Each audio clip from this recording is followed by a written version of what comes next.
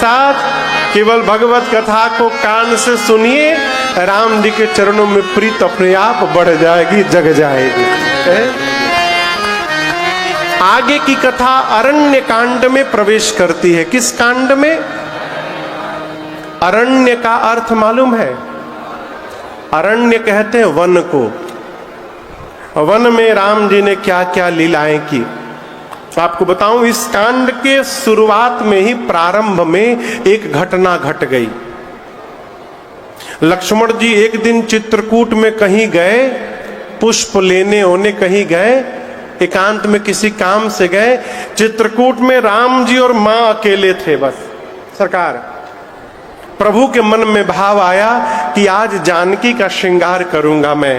राम जी अपने हाथ से एक बार चूनी कुसुम सुहाए, एक बार चूनी कुसुम सुहाए, निज कर भूषण राम बनाए, निज कर भूषण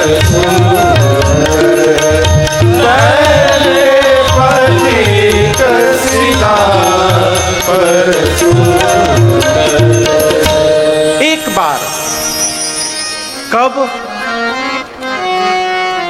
एक बार कब? रामचरितमानस में जहां जहां एक बार गोस्वामी जी ने लिखा, वहां कोई घटना घट गई।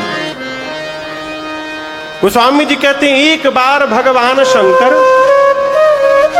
भगवान श्री राम मेरी मां का श्रृंगार करने के लिए अपने हाथ से पुष्प उतारे, और भगवान ने मेरी मां जानकी के लिए पुष्पों की आभूषण बनाए। सिर के लिए मांग टीका गजरा बनाया, कान के लिए कर्ण फूल बनाया, गले के लिए हार बनाई, हाथ के लिए कंगन बाजूबंद बनाया, कमर के लिए करधनी बनाई और पांव के लिए पायल बनाया। किसका बनाया? फूलों से। अब बनाने के बाद मेरी मां को भगवान अपने हाथ से सजाने लगे। सीतहि पहिराए प्रभु सादर, मां को भगवान आदर पूर्वक सजा रहे हैं। अब सोचिए क्या अद्भुत दृश्य होगा वो। मां बैठी हैं, एक एक आभूषण भगवान अपने हाथ से लगा रहे हैं मां को। मां का श्रृंगार किए और स्फटिक शिला पर मेरी मां के साथ भगवान बैठ गए। इस दृश्य को पूरा देवलोक देख रहा था आकाश से। सरकार, पूरा देव समाज खड़ा होकर देख रहा है। उसी भीड़ में देवताओं के राजा इंद्र का बेटा है जयंत, वो भी खड़ा था।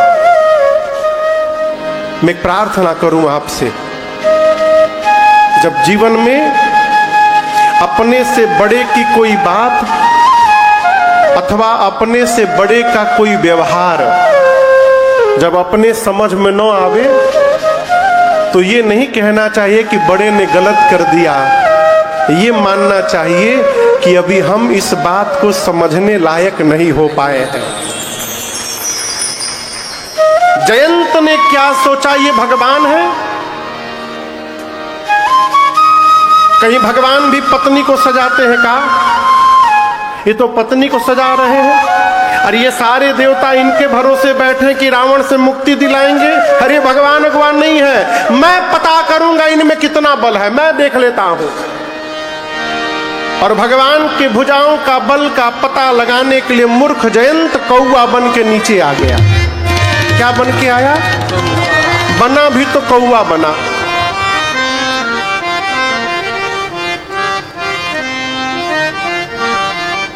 कौवा बन के नीचे आ गया। कौन आ गया? जोर से बोलिए। जयंत आ गया। अब दर्शन करिए, राम जी मां को देख रहे हैं।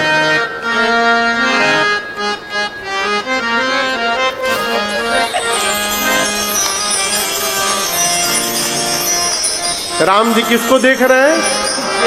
माँ को। माँ सामने जयंत को देख रही हैं। राम जी माया के पति हैं, सीता मैया साक्षात माया है। न सीता जी के आगे किसी की माया चलती है, न राम जी के आगे किसी की माया चलती है। राम जी माँ को देख रहे हैं, माँ सामने जयंत को देख रही हैं। जयंत को लग रहा है कि मैं माया का रूप बना लिया हूं, कोई पहचान नहीं रहा मुझे। और सीता मैया देखकर बोली, इंद्र का बेटा जयंत आज कौवा बन के कहीं घूम रहा है। माँ को जयंत दिख रहा है।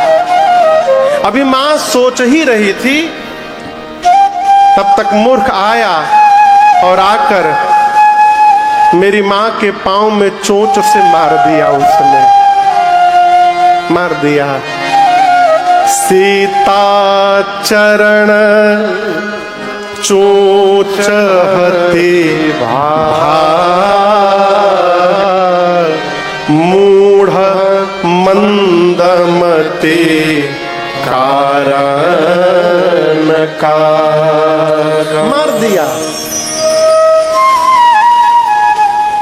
चोट लग गई मेरी माँ के पांव में, खून बहने लगा। लेकिन दर्शन करिए, सीता मैया ने राम जी से बोला नहीं कि प्रभु देखिए जयंत मुझे मार दिया। माँ ने बोला नहीं बोला। क्यों नहीं बोला? सीता मैया सोचने लगी कि मुझे जगदम्बा कहा जाता है, मैं जगत की माँ हूं, इस संबंध से तो मैं जयंत की भी माँ हूं। इसने मोह में मुझे मार दिया, बता दूंगी तो प्रभु इसका प्राण ले लेंगे। माँ ने जयंत को क्षमा कर दिया, बताया नहीं राम जी से। आप दर्शन करिए, इतनी शक्ति किसके भीतर है हो। चोट खाकर भी कोई क्षमा कर सकता है तो वो केवल माँ हो सकती है, दूसरा कोई नहीं हो सकता है। माँ ने क्षमा कर दिया, कोई बात नहीं। लेकिन राम जी जान गए। चला रुधिर रघुनायक जाना। माँ के पांव के चोट से खून की धारा निकली। उस रक्त की धारा ने भगवान के शरीर को स्पर्श किया। राम जी नीचे देखे, सब जान गए। क्या जान गए? सब जान। क्या जान गए? सब। क्या सब? किसने मारा? क्यों मारा? कब मारा? कैसे मारा? कहां से आके मारा? भगवान सब जान गए। ये मूर्ख मेरा बल देखने आया है, अभी बताता हूं इसको अपना बल। जिस कुशा की चटाई पर राम जी बैठे थे, उस कुशा की चटाई से भगवान ने 2 कुशा निकाला। कितना? 2। एक कुशा को झुकाकर धनुष बनाया और दूसरे कुशा को ब्रह्मास्त्र के मंत्र से अभिमंत्रित करके भगवान ने जयंत के पीछे छोड़ दिया।